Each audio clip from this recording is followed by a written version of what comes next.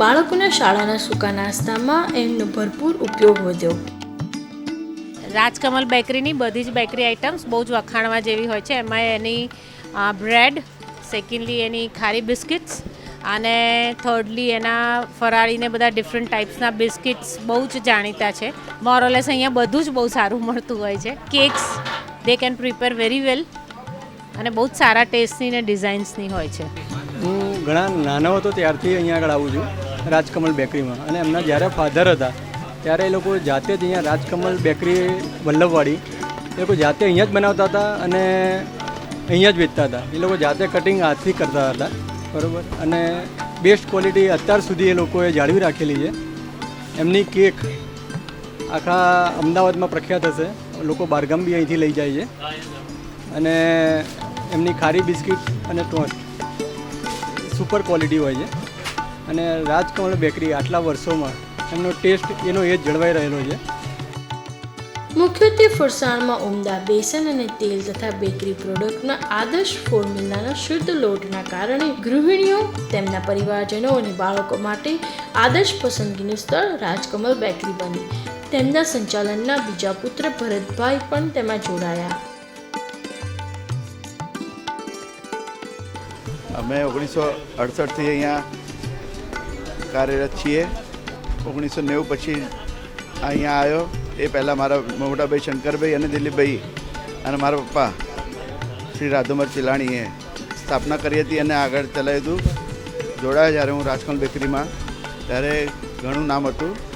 અમે તાજેતરમાં જ 6 મહિના થયા પ્રહલાદનગર અને વસ્ત્રાપુરમાં નવી બ્રાન્ચોની શરૂઆત કરી છે. ત્યાં અમને સારો પ્રતિસાદ મળે છે, રિસ્પોન્સ સારો મળે છે કસ્ટમરનો.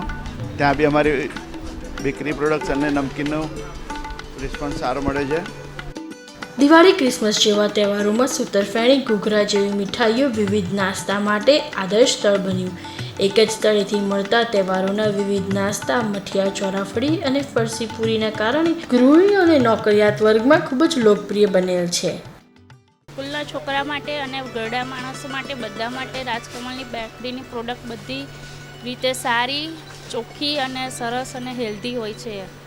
અને બધાને ટેસ્ટી ભાવે એ પ્રમાણે, અને પ્રાઇસમાં બી વધારે પ્રાઇસ પ્રમાણે હોતી નથી અને પ્રાઇસ બી બધાને પરવડે એવી રીતની જ હોય છે.